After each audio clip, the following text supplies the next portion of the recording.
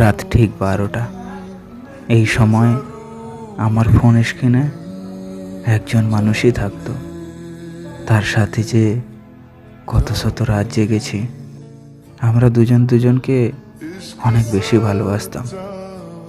আমরা কথা দিয়েছিলাম কেউ কাউকে ছেড়ে যাবে না, অথচ দিন শেষে সেই রাত আসে। আজ তার দেওয়া স্মৃতিগুলো আছে, আমার রাত জাগা অভ্যাসটাও আছে, শুধু আমার সেই মানুষটাই নেই।